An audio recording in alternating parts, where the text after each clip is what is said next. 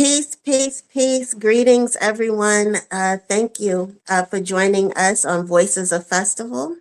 I am here. My name is Sakeena and Nzinga, and I am here hosting with Dr. Segun Shabaka, who is the executive director for the International African Arts Festival. Welcome, Papa. Sante, thank you. Karibu. Mhm. Yeah. Karibuni. Sante for having me again. Yes, it's always a pleasure. Okay, so today we are still in the midst of Women's History Month, and we have a great show for you. I will start off with our ancestral roll call and highlighting those that have come before us. Usually at festival, that's the first tent that we hit up. So we always must give honor and give praise to our Egun, our ancestors. Thank you.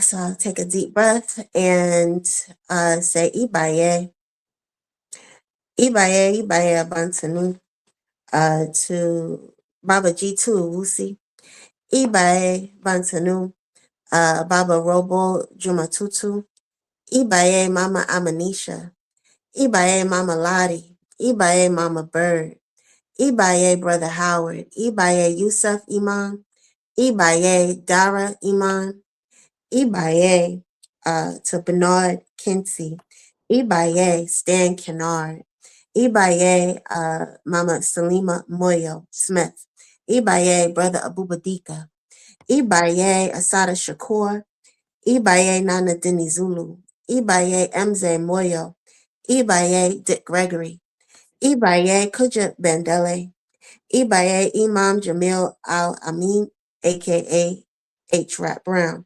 Ibaye Viola Plummer, Ibaye Baba Abu Bakar, Ibaye Nisa Van Zant, Ibaye Jamia Van Zant, Ibaye Baba Heru, Ibaye Baba Paua, Ibaye Nana Kweyao Ajiapum, Ibaye Baba Canute Bernard Jr., Ibaye Mama Stephanie Weaver, Ibaye Baba Lloyd Weaver, Ibaye Baba Lafia Shango Deyi, Ibaye Baba Chief Bay, Ibaye Baba Aluka Shewali, Ibaye Mama Abimbala Wali, Ibaye to all those whose shoulders we stand upon. I say Ibaye Baba Kwame Ishangi, Ibaye Baba Michael Olatunji, Ibaye Mama Kuumba, Ibaye Atiba Cord, Ibaye John Hicks, Ibaye Alvan, Brother Alvan, Ibaye Brother Sam Penn,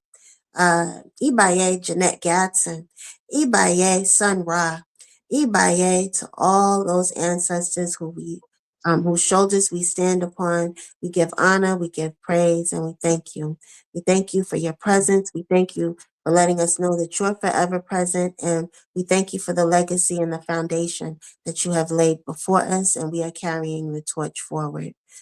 So I say thank you. So let me add Mhm, uh, uh, another libation, Tambiko, mhm. offering of sacred words and water, practicing the morality of remembrance. Homage to you, beautiful black and radiant spirits. You shall always be for us, glorious spirits in the heaven and a continuing powerful presence on earth. You are Sure. counted and honored as our sacred ancestors. Your name shall endure as a monument, and the good you've done on earth shall never perish or pass away. Hotep, Ashe, Ashe. Edi, Sante Thank you. Sana. Thank you, Baba. Thank you. Thank you, Uh, Sante Sana. yes. And we just give honor and we give praise. That is what Ibaye means, to give honor and to give praise. So thank you. Thank you, Baba Shegun. We give Thank honor. you, Sister Mhm. Sakina, Sante Sana. So today, we are still honoring women in our community, women for Women's History Month. And we have a special guest. Her name is Mama Sophia Bandeli. And Mama Sophia Bandeli has been described as a woman of honor and Grace by the Amsterdam News. A professor at Medgar Evers College and director at Medgar Evers College Center for Women's Development. She was an active member of the National Black United Front and has developed a one-woman show dedicated to the great Ida B. Wells. So please welcome Mama Sophia Bandeli. Thank you. Thank you. Thank you. Thank you. Peace, Parigani, Right. Hey, Mama. Karibuni, Sister Sophia. Yes. Thank you. Great to have you. Hmm. Yeah, so let's get right into it, Mama. What has been your greatest experience with festival? My greatest experience with the festival? Mm-hmm. Well, an image of me came back. Boys and Girls High. I'm the MC, and I'm on stage with the Mm. mic, and it's cold. It's very, very cold. And so Right. I'm happy to be up there on stage and talking and looking out. But it was Boys and Girls High, and I was the MC for the night, and it was quite a memory that came to my mind. I think I was MC a couple of times, but when you say Nice. voices, yeah, that came to mind. Yeah, Mm-hmm. Well, I know you're definitely a voice of yeah. festival, so it's an honor to have you here. Thank you. Um, so as a director of women's development at Medgar Evers College, can you give us a journey of your experience there? Yes, well, the center was born out of struggle in Mm-hmm. 1979-80. The students were protesting. We needed Black studies. The students said we needed counseling for women because at that time the demographics had women, the majority student population, and Black women, and many were single mothers. In fact, Mm-hmm. Iyanla Van came out of that at Medgar, Yes, we know 79, that. 80, 81. Mm-hmm. And so when the students, protested, it was really, really an occupation of the office. Somebody's doing a film on that. I think they're going back to, because that was one of the 100, I think 80 days we occupied the Mm, president's office and turned it mm, Wow. into a daycare Mm. center. Ran Trent off campus. He was just an Uncle Tom, and so took over the president's office and made it into the Ella Baker Daycare Center. And then it- they wanted counseling, and they said we wanted a particular kind of counseling. We didn't want counseling that focused on pathology all the time. We wanted mhm, counseling that dealt with that, but also was celebratory. So we wanted to have celebratory programming as well as counseling with certified social workers. And so we okay. did that from 1980. I left after 34 years, and then um, it exists today, but I have to Mhm, always correct the historical record. I was not the founding director. I was put up by the student, staff, and faculty. That's how I came. mhm, And they said, we want you to be that. And that came out of some work that Daphne Busby was doing in the community with the Sisters mhm, of Black Single Mothers. And so since Medgar has so many Black single mothers, say, Sister Sophia, come over here and help our Black single mothers. So I went over as an academic advisor before the center was established in 1981. mhm. Yeah. Well, we appreciate the work that you've done. I'm a single mother, Yeah. and I understand what it's like. So to know that you've put that work in to Mhm. assist women in need of those services. Thank you. Yeah, that was our aim. Like, if you enter, we Mhm, want you to graduate. If something is mhm, preventing you from graduating, let's intervene. So if it's a math mhm, problem, let's try to talk to the tutor. If it's you can't pay your rent, then let's try to do something with that. If you're in a bad mhm, relationship, let's try to do something with that. Whatever the obstacle is to your successful pursuit of the academic degree, let's intervene so that you can graduate. mhm, So, Sister Sophia, who are some of the other? You mentioned Daphne Busby. A lot of our listeners don't know, but she was a stalwart and a pillar in the community back in the 70s, 80s, Yeah, she 90s. founded the Sisterhood of Black Yeah, Single Mothers. Daphne was Black an single incredible mother. Yeah, person. yeah. And that was the whole thing about language, because people Mm. were saying unwed, and she said, we're not unwed. And they were saying fatherless. And she was saying, no, we are motherful, but not fatherless. So she really started mhm, that whole thing with Hmm. language. And there was some, I'm so blessed to have worked with some brilliant, brilliant Black women scholars, Andre Nicola McLaughlin, Ibaye, Zala mhm, Chandler, who's still around, Barbara Omalade, Ibaye, and just wonderful mhm. Medgar was a special place with high academic standards and Black culture. Can't find that today. I don't know if you can find that in Barbara, Dix. All right in Dr. Barbara Brooklyn. Omalati. She was my Mm-hmm. professor in undergrad at Uh, City University. She was okay. strong, strong sister. I took a lot of Totally classes brilliant. with her. Totally brilliant. Yeah. Yes. Hmm. hmm So, what were some of the programs coming out of the uh, Women's Center? Well, when we were organized, we said that we're not just going to be for people on campus. So we really had to fight with the administration to say we're going to do work off campus. So we had a workshop that we developed, and we would go to where the women and the girls were. Tier 2 shelters, Bayview Prison. Mm-hmm. We had something we called it the baby girl jail. These places for girls, 13 to 18, who hmm were caught up in the system. And so we would go and do work. We had a workshop called Choice, CHOICE, and we would talk about, the choices that the young women had. It was kind of difficult work because at some point they didn't want to hear anything from anybody. But we had a Mm-hmm. particular kind of thing. And I told my social worker, I'm not a social worker. I'm a person who's been gifted with the power of discernment. And so I can go Mm-hmm. in with you and do some really what we call magical work in shifting Mm-hmm. consciousness, which is what's required, shifting consciousness. Mm-hmm. Yeah. Well, that's beautiful, Yeah. and that's so important. That's such important work that, Yeah. needs to be done with our women, our young girls. Thank you for that work that you do. Sure. So you Definitely. you said Mhm. you mentioned the administration. So who was supportive in the administration at that point? Who was the head? Was that during Jackson's tenure? That was Richard Trent was the president when we Okay. took over. Jackson came later, but there were always these activist radical faculty members, Dell Hunter and Don Kelly and Andre McLaughlin. They were like deans and chair of departments who really supported us. But the Mhm. presidents, after the center got started, the presidents who came after pretty much, left us alone, those crazy women over there. They pretty much left us alone. So we were able to get a staff. And I love Roger Green because as a politician, he said, "Oh, I support women's work." Gave us $500,000 from his Wow. discretionary budget. He said we didn't even know how to spend $500,000 at that point, Mhm. but we did. Well, but we did, and it was We, important because the mm, college never funded the center. You know, Mm. they said, mm, "Look, we have to fund a counseling department," and we said we are different from a counseling department.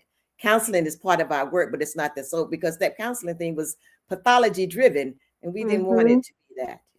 hmm Yes, we just had Roger in a forum with another stalwart from Mega Evers, uh, Mhm. Who? attorney Esmeralda Oh Simmons on yes, oh Sunday. yes, So we just Mhm. had them speaking at a forum on right, Sunday. So right. before we talk about your Ida B. Wells piece, what else can you uh, add to the struggle at Mega? And what do you see? Mega is really uh, a historically black college, supposed to be. What do you see are the uh, short, what to say, shortcomings and positives of these universities? They should be playing a major role in black development, and they do in that most of our graduates come out of them, our Mhm, college graduates, but they can have a more powerful role. And what do you think is hindering that role? And mhm. uh, what are what do you see as the future given the climate that the country's in right now? Yeah, well, the HBCUs, primarily it was like, climbing the respectability ladder with your degree. That was the whole aim, to get the degree. I know even at Medgar, business was the largest major, and nursing, because those were careers that you could make a good salary. And a lot of times the students would say, my parents say I got to get this degree to be a nurse. I don't want to be a nurse, but I got to do this. So the whole thing was higher education related to job marketability how marketable you could be with that degree. And that existed then, it exists now. But there were always pockets of radicalism, thankfully. Always pockets of radicalism, always those students who marched to the beat of a different drummer. But now I think the social media has so twisted everybody's mind that there doesn't seem to be any really serious foundation for academia and for nation building. And no, that seems to be something that people talked about like back then, but now it's more whatever, how many clicks and likes and things you can get, but not so much building anything other than one's own, personal trajectory. But again, it's not a monolith. There are pockets of beautiful, progressive things happening, I suppose, all over the country. Pockets of beautiful things happening. But in terms of the higher education, its responsibility to the development of our people, that's not happening. Yeah, it's lacking. It's been lacking. And why is that? Is it the administrative body, the governing body of these universities, board of directors, what have you? All of that is still that whole thing about being better than or being the first to do this. That thing has been like ingrained so that people still have that kind of mindset to be the first, or to be the first in this, and always comparing against the white model, which is a false comparison. So what do you think the solution should be? More off the social media, more we need to be in each other's faces, literally, organizing locally where we are. If we have all these little cells of local people, face to face, personal, that would make a difference. That would be really hard and difficult work because we don't live in that kind of era. But I believe that's the work that has to take place. I was talking to a sister who does workshops with girls and schools, and they were telling, they said they wanted to do Zoom, the administrators. And she said, I can't do Zoom. You can't do Zoom. Some things require you look into somebody's face. You can feel their breath. You can feel their energy. You can't get that in all arenas. And so that kind of interaction, I think, still is the most precious and the most powerful. Most precious and the most powerful, yeah. Okay, so let's transfer over to your Ida B. Wells. Okay, this is a beautiful segue because at Medgar Evers, the brilliant Dr. Andre McLaughlin, she was a curriculum specialist. So she developed this curriculum called interdisciplinary studies, which meant that 3 or 4 disciplines came together to create a curriculum. So the disciplines that came together were sociology, psychology, I think in history. And out of that, she developed a women's studies class. And in the women's studies class, she had courses like Women in Madness, Black Women in Literature, and all kinds of things like that. Really progressive, ahead of her time, things you can't find anywhere. Once she left, they disbanded the interdisciplinary studies department. But while we were there, we had a course called Woman in Self. I think I taught that class. And what it simply did was to look at women in our history to see, do I see myself there, and why or why not? And that's when I met Ida B. Wells. And I just said, this is somebody I want to be like in so many ways. I want to be like this woman, fearless, radical, connected. I mean, and also she was, I wouldn't want to be shunned. She was really shunned by a lot of the men in power. They said, no, she was too whatever, but she remains my shero. So Ida B. Wells was just one of the women. I'm not sure who else, but we did that. And then teaching Ida B. Wells in the Women in Self class and learning about her, I just developed that interest. I didn't have time to do much until after I graduated. And then I started just doing spoken word about her. And then I said, let me add something else to the spoken word. And I wanted to add some movement and visual art. So I thank Brother Segun for my first big production and restoration, where we were able to show the images on the screen, the lynching, and we had dancing, and I did the narration. It was really beautiful. And so it was just to give honor to Ida B. Wells is really very, very important. So I've just been so excited about this. I have far too much information for you, cramming me in this little spot tonight. I have far too much information. But again, thanks to Brother Segun, you Well, talking me let's down. Well, I have talk a a bit. question. Okay, who? What? I have a question. Yeah. What was it? What was it about Ida B. Wells' work that really struck a nerve for you? That made And you say, talk a "Okay, bit I have about her to," story. you Yeah, talk a know? bit. Yeah, director of the Women's Center and talking about how women move in the world. So Mm-hmm. there's a subset of my presentation which I call gender defiance. She defied the regular women's gender role in so many ways. And I list those. First, she was born in Holly Springs, 1862. Today is the day she died. She died March 25th, 1931 in Chicago. Today, March 25th. Nice. Yeah, Ida B. yeah, Wells. Henry Wells. Yes. So when she was visiting her grandparents, the yellow fever overtook Holly Springs, and the people told her that she had to come back home because the Masons said they had to gather the children and put them with relatives. So Ida B. Wells, she was 16 and she went back and she stood up to the Masons. She was a teenager and she said, "No, you're not going to divide my family. My mother, my parents would turn over if they knew you were sending us different places. I would take care of my siblings." She's 16. And so how can a 16-year-old girl take care of siblings? She said, "I would do it. I would become a teacher." And she did that. She became a teacher. She hated teaching because, again, her mind was always about what's right and what's just. So when the Negro schools were not getting supplies, she sued them and she wrote about them in the newspaper. So she was always that gender defiance. But before that, before the lynching, she was a party girl in New Orleans. As a young woman, she loved to go to salons. She wanted to be an actress. She loved to dress up.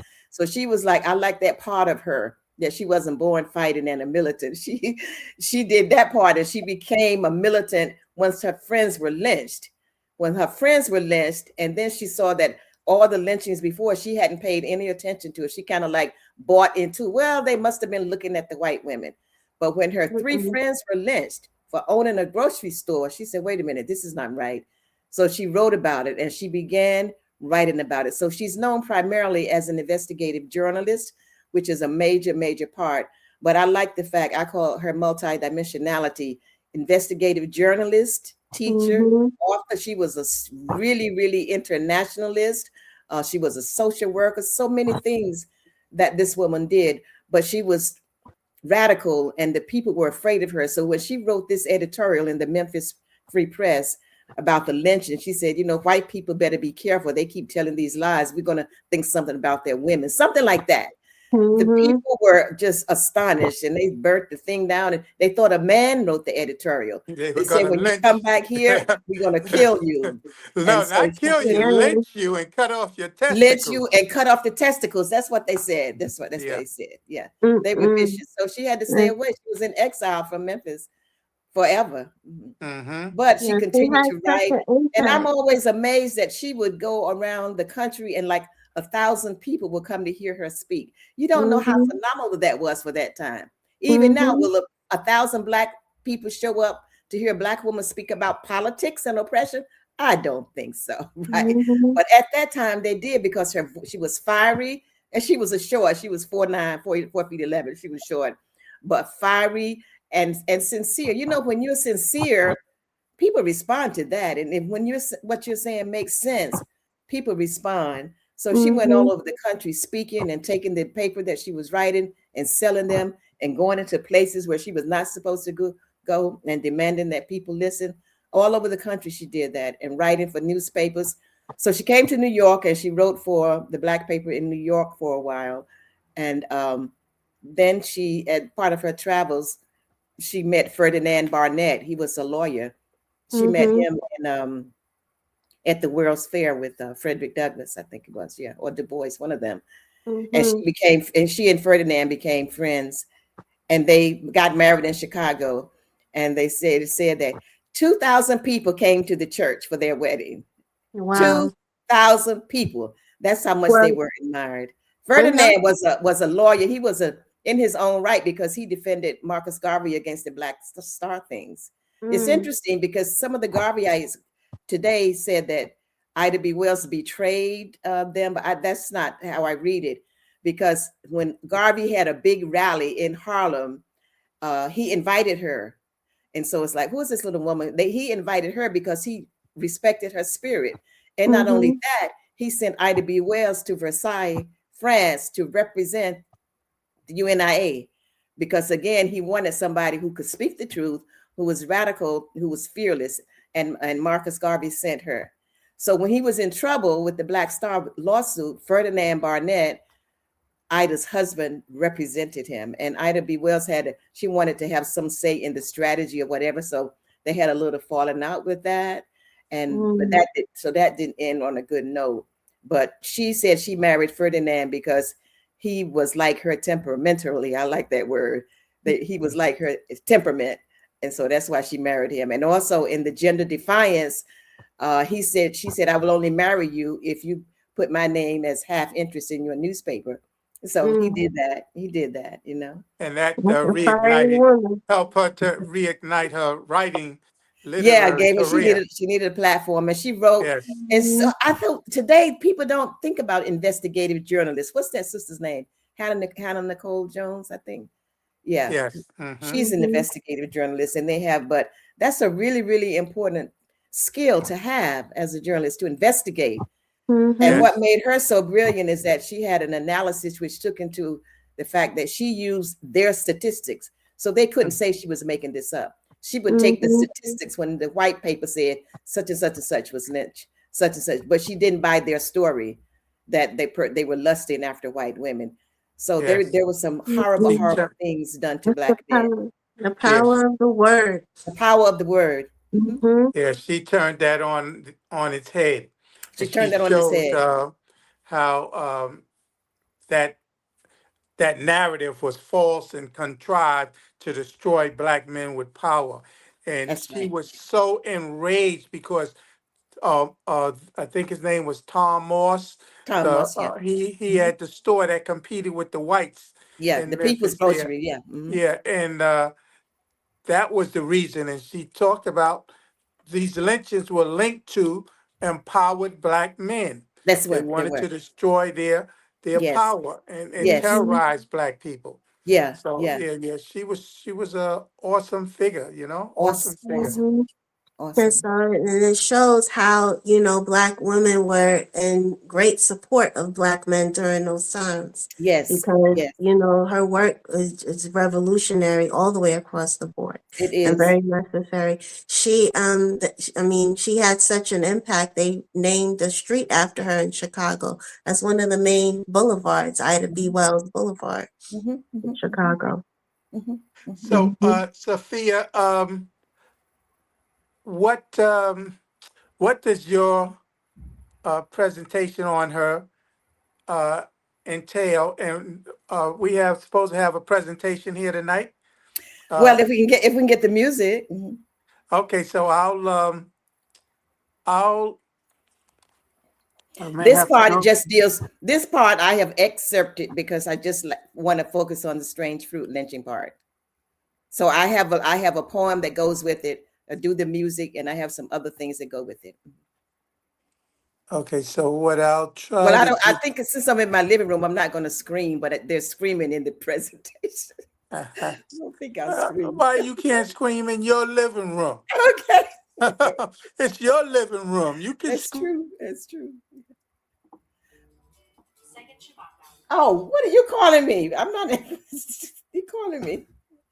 So it's Renee Marie, but I my Marie Strange Fruit, but it's not. She does a whole intro with I wish I was in Dixie.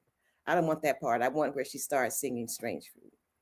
Southern trees bear strange fruit. Blood on the leaves, blood at the root.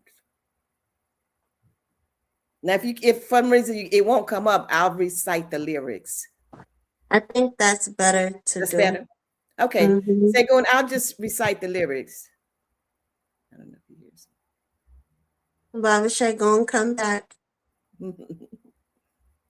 He's fooling around with the phone.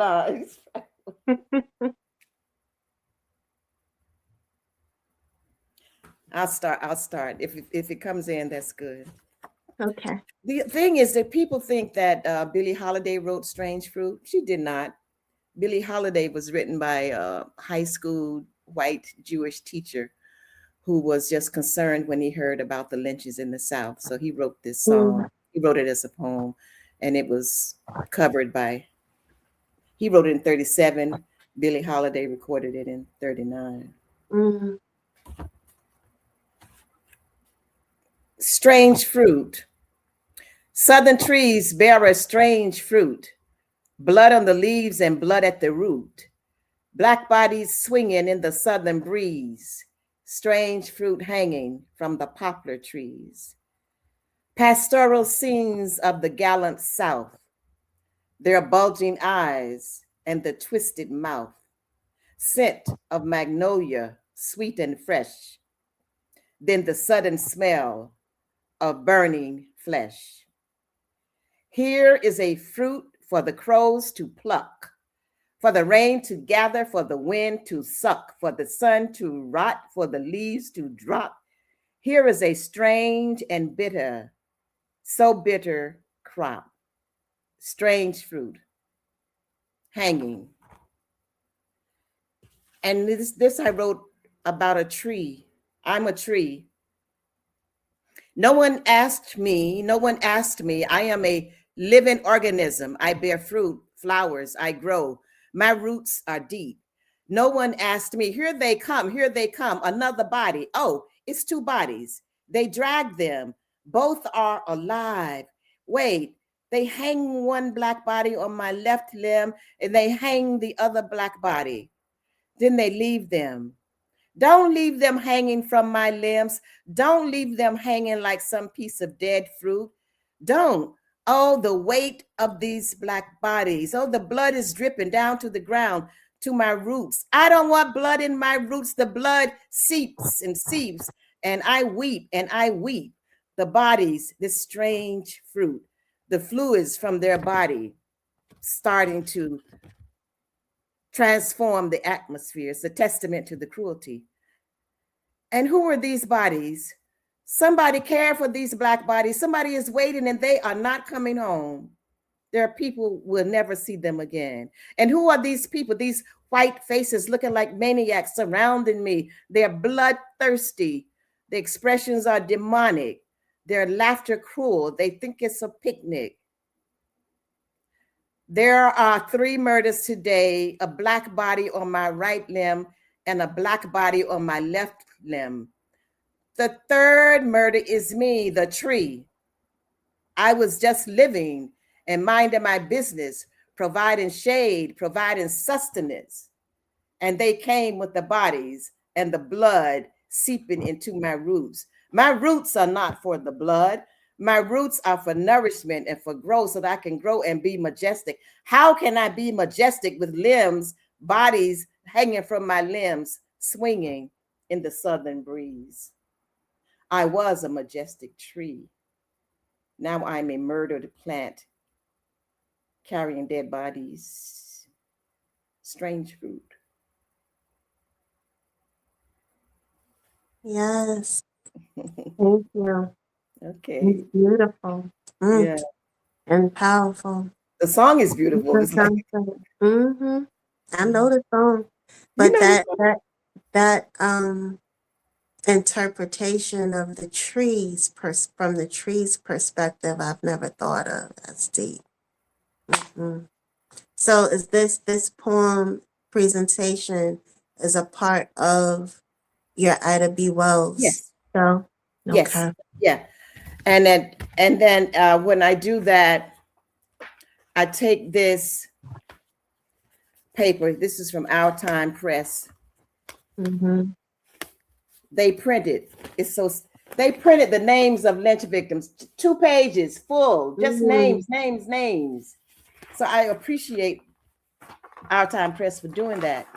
So when I do the presentation, I have this folder in the basket, and I take it around and I tell people to take a name. and then read the Mhm. name and what's on it. So this Mhm. says Bud Walker lynched, Manford, Oklahoma, December 3rd, 1911. This Mm. was a Black man and he lived and he was lynched in Oklahoma. And so I have all of these papers and people take them. But I said, notice when it says unidentified Black man lynched, unidentified Black man lynched. But of Mhm. course, this was somebody's, son, father, husband lynched.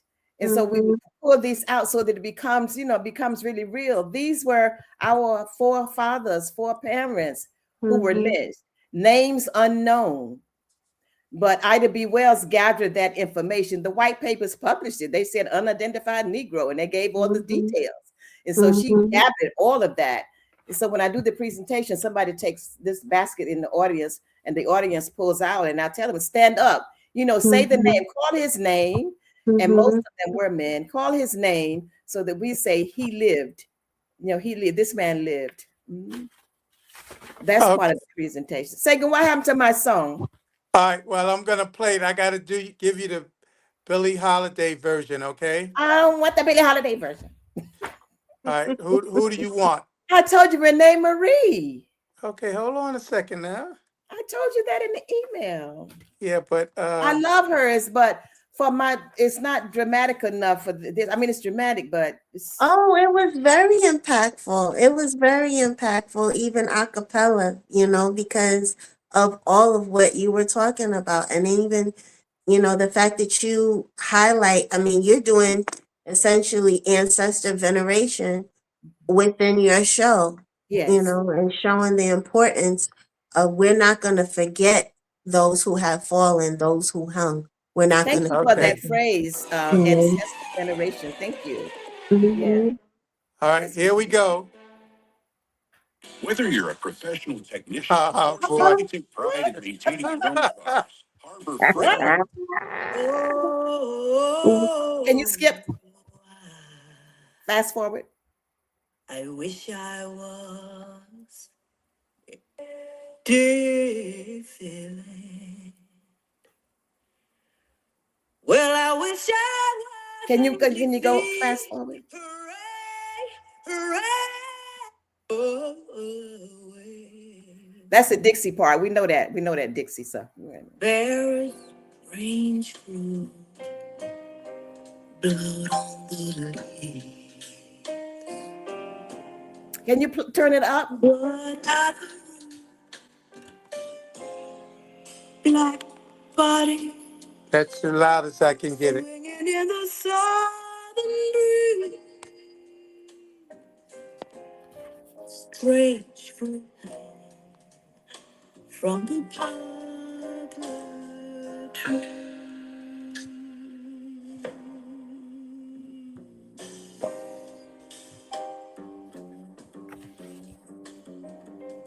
It's not as effective unless it's blasting again.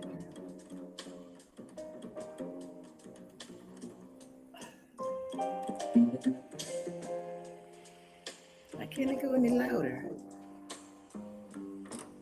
I'm on the loudest I can give you. Pastoral scene, When I played it for you yesterday, gallant sound, those bulging eyes okay. and a twisted scent Yeah. of Scent of magnolia, magnolia, clean and fresh. sweet and fresh. Then a sudden smell, And the sudden smell of burning burning flesh. flesh.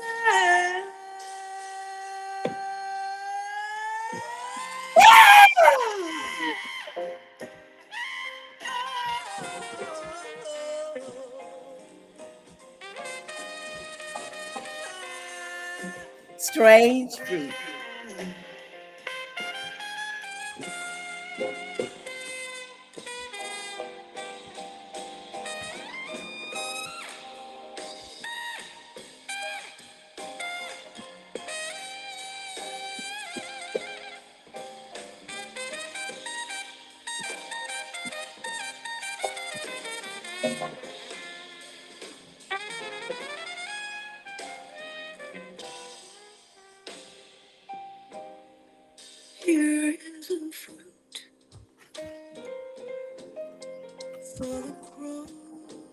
A fruit for the crows to pluck. For the rain to gather. For the rain to gather. For the wind. For the For the wind. wind. For the wind To suck. to suck. For the For the sun sun to rot. to rot. For the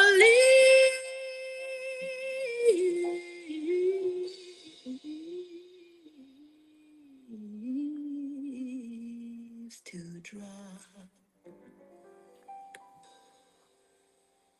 Here is a strange and bitter. Oh, it's beautiful. It's beautiful. I love it. When it's That's loud. beautiful. So bitter. And there's a dancer in the presentation who dances. Mhm. Who sings this version? Renee Marie. She's a jazz singer. Mm. But that trumpet solo is just so fabulous. That's what I really love. The trumpet solo. Mm-hmm. Who is it? Who's on the trumpet? You know? Oh, he's well known. I can't remember now. Oh my God, but he's well known.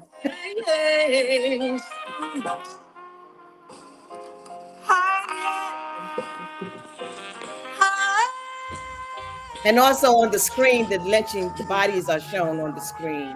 Mm-hmm.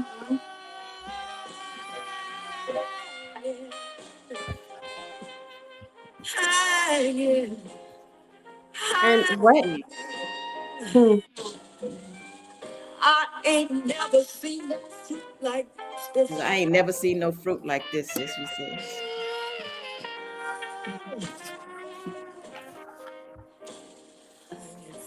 Yeah, this is all ancestral veneration right here. Yes, yes. Mhm. And what has been the reaction of the audience? I just got rave reviews. Mm-hmm.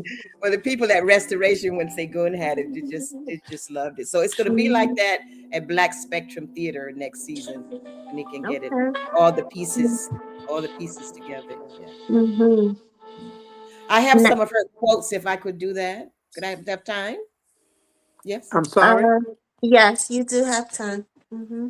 Her Yes. quotes. Yeah, she was so Oh, brilliant. please. She says, although I had been warned repeatedly by my own people that something would happen to me if I did not cease my writing, I had expected that something to happen when I was at home.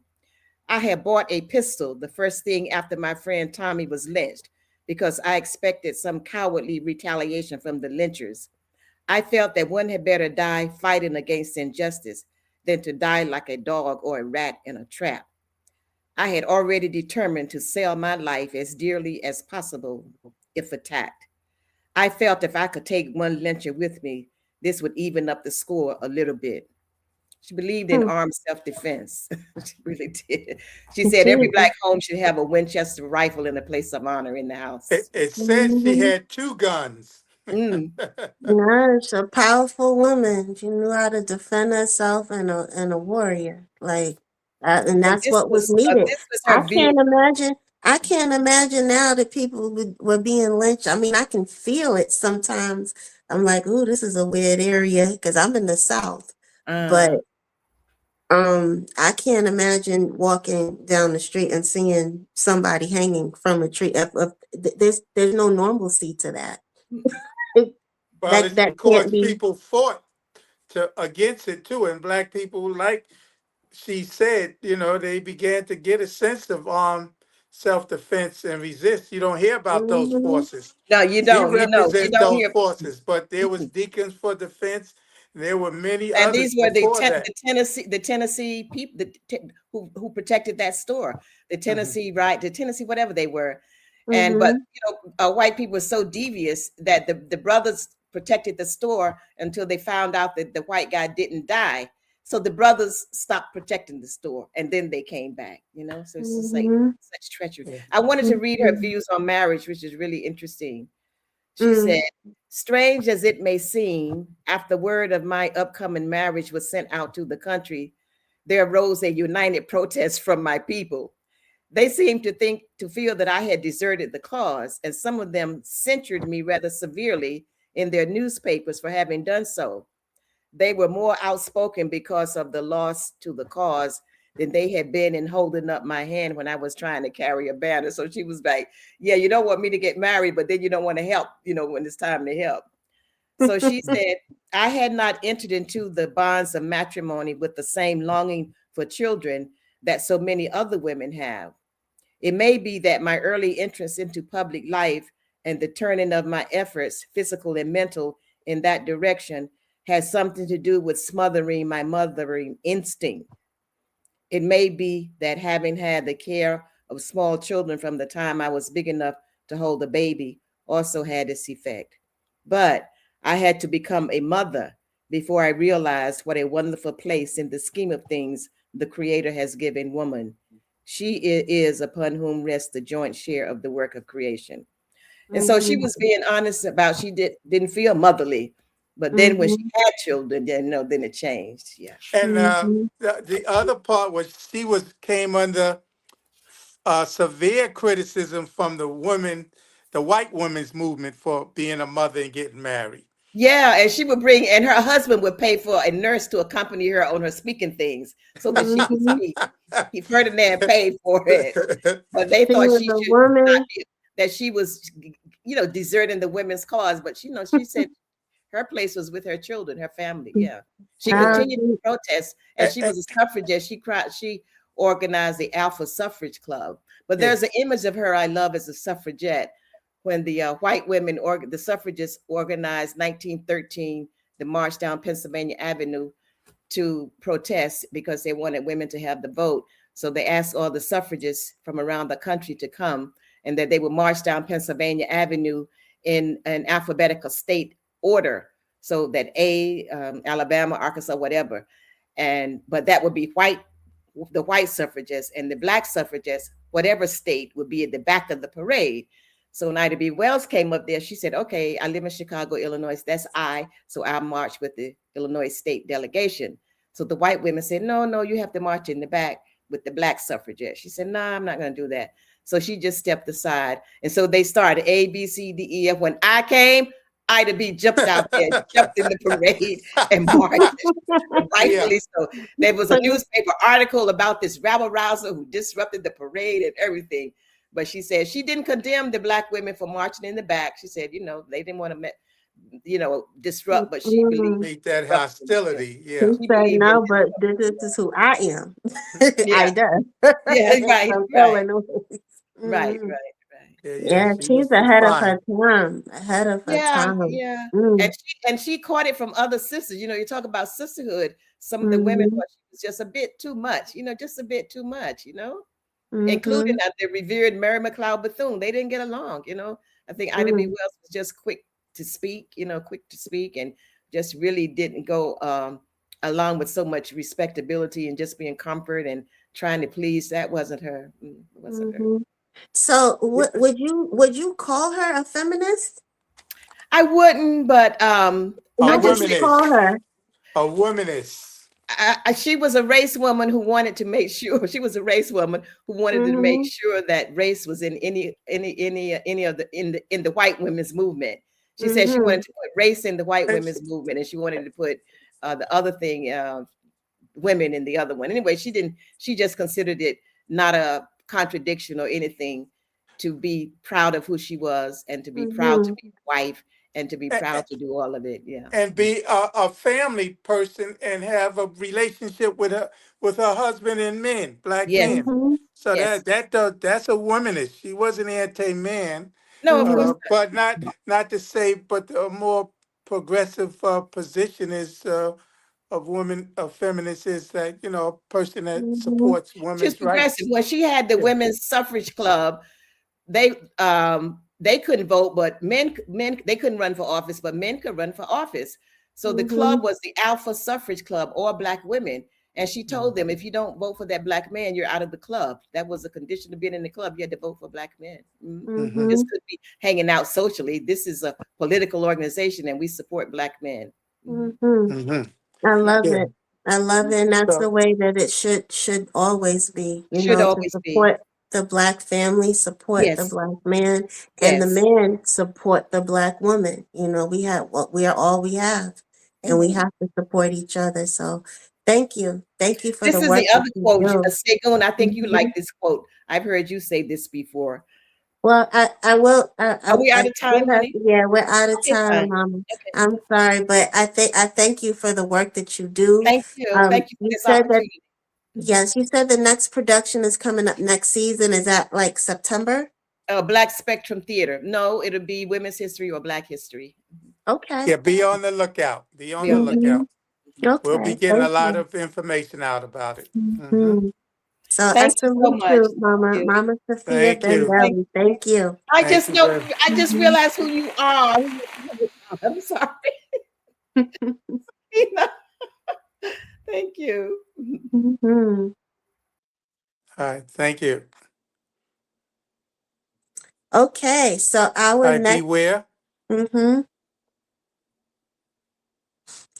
Our next guest is Grace Bell. She is an up and coming vendor. She would be a Okay. upcoming vendor for I this can't hear you, next set. Sakeena.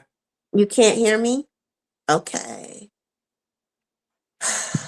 So beware, we have to cut for a second. I don't know how we're gonna do it, but he can't hear us. Hello, Yes, can you Grace? hear me? I can hear. No, I can't hear you. Okay. All right. Let me All go. right. Well, we welcome Grace. Thank you for coming on. You're going to be vending uh this 55th festival. And tell us the name of your line. The name, I really work in honor of my husband who passed in 2020. His name is Ben Bay, or his name was Ben Mm, Bay. And so I do mhm, carry on the work that he started. We've actually been vending at African Street Festival. I still call it African Street Festival from back in the 1980s. But we actually started there in 1988, and we've been doing it mm, for 36 years. One thing that I want to say, by the way, mhm, it's when I actually first went to African Street Festival at Boys and Girls High in 1986. That was my very first time just as a participant. And I mm, was, I think, maybe early 20s at that time. And I said, I had like a revelation. I found my tribe. I found my people because, mhm, just all that culture washed over me. And I mhm, knew it was a place that I wanted to be repeatedly year after year after year. mhm. And I Yes. will say that Ben Bay was, And and and you so I'm have always been. honored to come back. I will say that the products that I do have um, is unique wearable art, is what I like to call it. They are hats, and each each piece Mm. is one of a kind, and we try to make sure that it's affordable. Every time that I sit at a machine to create the hats, I think to myself, what can I do different? What can I put out there that's gonna Yes. um, cause excitement for that woman that's wearing it? Not only women. Yes. I do really make Mhm, hats predominantly for women, but I also make mhm, hats for men as well. But what I want the person, that wearer, to walk away with is knowing that they are regal, that they're unique, that they are one of a kind. Their mhm. personality matches the hats that I do make for them. Yes, so thank you for the work that you do. You are an adorning crowns, and those hats are phenomenal. I know that Beware will have us see some of them in a few. But yes, they're very asymmetrical and all different shapes. What fabrics do you use? I tend to use straw, but I also work with Mhm, leather. I work with fabric. I work with cotton. I work with all mhm, different types of straws and one of mhm. material. And one thing I will say, my husband, when he was alive, he would go out, he'll bring back a lot of things. He would say that one man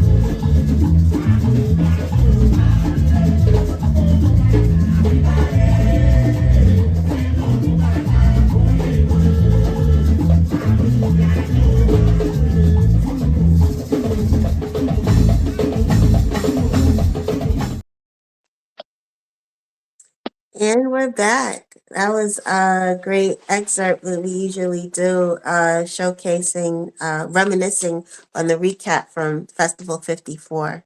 So thank you, Beware. But yes, you were describing the fabrics that you use, and you said that your husband would bring all these different textiles to work with. Yes? Absolutely. And so it's not that we sit and we think, oh, you know what, let's make leather hats. It's you pick up a piece of leather or you pick up a piece of straw and the the creativity just sort of comes out and you guess what? You may even mix leather and straw and fabric Mm-hmm. all in the same hat. And I think Mm-hmm. one of the things that women really like is the fact that they are individual hats, right? There is not Mm-hmm. something that you're going to find someone else wearing because most of our customers, they like to be different. They like Mm-hmm. to be the center of attention and I think the hat really expresses that um in terms of individuality. Mm-hmm. Yes. Yes, for most of festival, I And so must I'm say, looking forward to seeing you, So Sakeena. thank you. So Baba Shagun, I wanted to say something. uh, What did you want can to you say, all hear Baba? me? Yeah, can y'all hear me? I can hear you. I can hear Uh, you. can you Mhm. hear me, Grace? I don't think Grace can hear you, but you Okay. can speak. Say Well, what I you just want to wanted to say. say Mm-hmm. that Grace and Bembe, uh, as vendors at festival, they've been among our most dedicated festival Mm-hmm. vendors, and Yes. they have come in.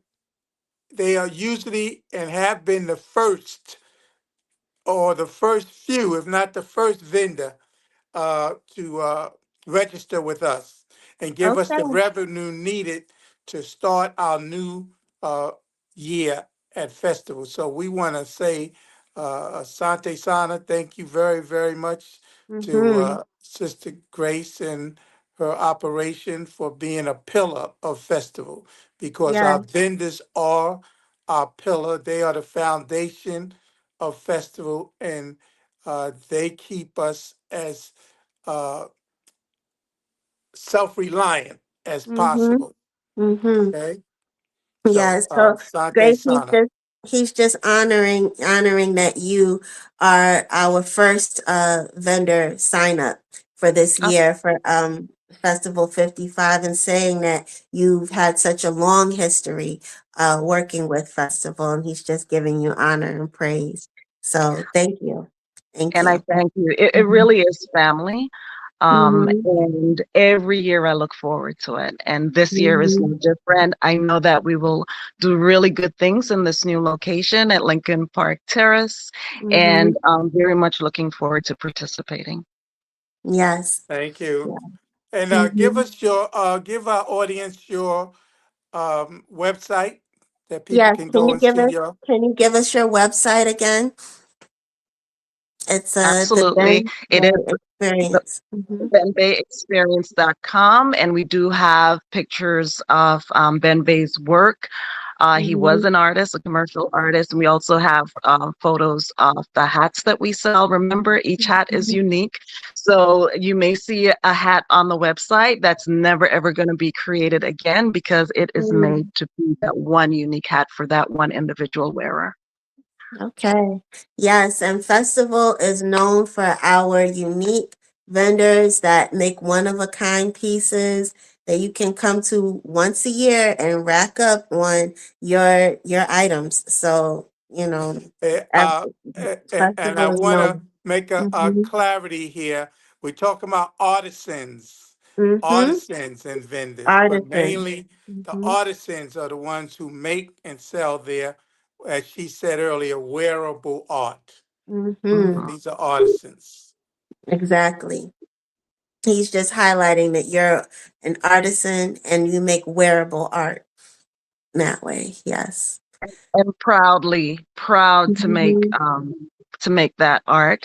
That, by the way, this is not art in my opinion, that you were, once you put it down, this is something you come back to. I get such pleasure when I see year after year the women who purchased hats in the past come back into the booth, and I could tell them, oh yeah, I remember when we made that in 2000, or I remember when we made that in 2005, and Mhm. we really have some good times reminiscing, with them about how Mhm. well the hat has kept up and how it looks like it was just made yesterday for them. Mhm.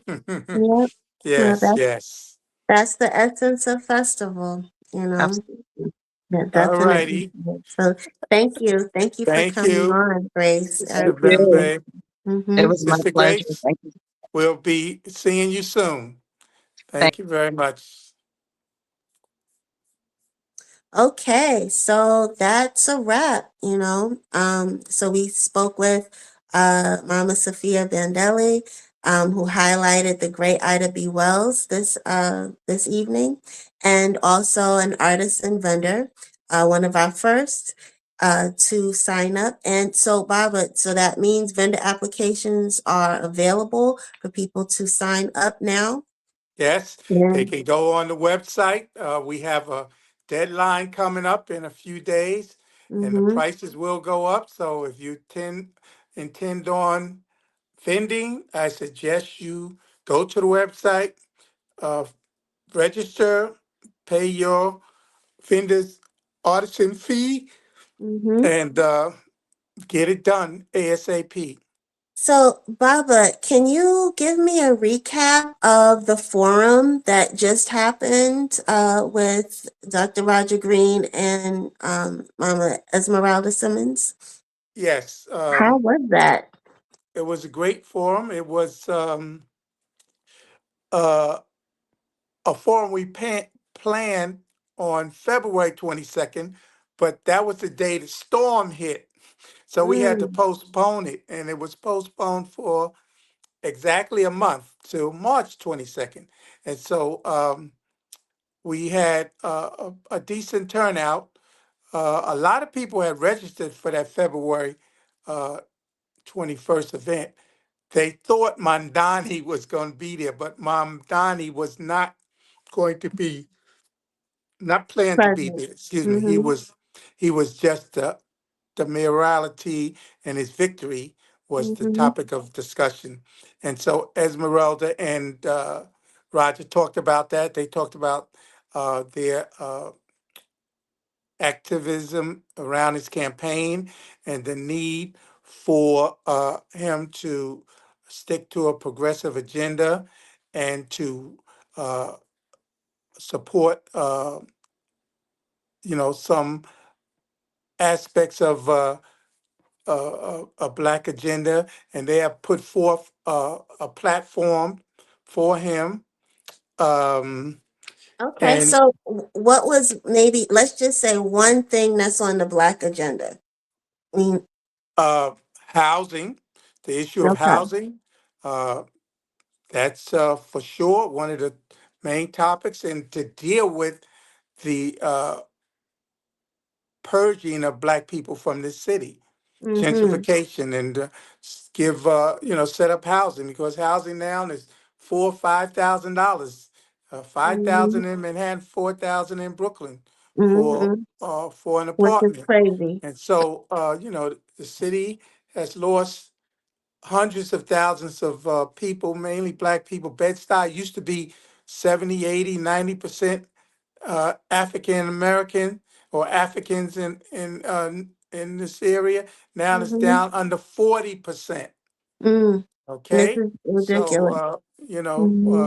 we trying to say we have to keep our community here, not just by rising rents, but also by deed theft. Mm-hmm. People are being Yeah, the deed uh, theft. I know part that's a huge issue yeah, right now. people's huge Mm-hmm. people's homes are being stolen from them, robbed. Mm-hmm. You know, Mm-hmm. and she talked about the mafias that's behind it. Mm-hmm. She Mm-hmm. different communities that the mafias are heading this up, but there's also uh, it's being backed by a bill that Giuliani put forth you know, Mhm. that people using that, and they want to get rid of that uh, uh, law that Giuliani brought that allows a lot of this to happen more easily, Okay, you know, so they're moving facilitate this. forward from the forum. There's actionable steps that they're going to take to alleviate these problems and presenting it to Mandani with this new coalition that was formed. Yes, because there is Mhm. a body of people and they have an agenda that they Mhm. are putting forth uh, that will address some of these ills that are taking place. So uh, it's called, I think it's the Coalition for Just New York, Mhm. for a Coalition for a Democratic and Just New York. And Mhm. you can go on their website, which is Coalition for Just Democratic and Just New York .com. You can go to the website and find a lot of their positions around the Okay. issues that are So happening. I'm sure we'll post about it on our social media platforms on Instagram and Facebook. We'll be posting Yes, about it to recap and have that information available to yes, everyone. for sure. And so, just to highlight, guys, like, comment, subscribe. We want to hear from you. We want to hear your festival stories. Festival is coming up, so get prepared if you want to do any, performances, if you want to vend, if you plan and cut out that time from July 3rd to the 5th. We will be at Lincoln Terrace Park this year. And keep up because we're moving. And Yes. also, please donate. We need your support. Drive for 55. This Yeah, is the that drive for 55th year. 55 This is is the 55th year. $55. Mm-hmm. $55 for 55 years. You can send it Cash Mm-hmm. App, Zelle, Mm-hmm. PayPal, um, So make check, your money pledge. order, Make and your food pledge today. stamps. And no food stamps. We're not doing They don't food. have that no more. Well, what do they We're have? not doing it. But we can Okay. make your pledge. Go to the website, iaafestival.org, and you can see all of the information there. And also hold the date for June 6th is the date of our libation ceremony. June 6th. Okay. Thank you. Okay. Thank you, Mhm. Sante.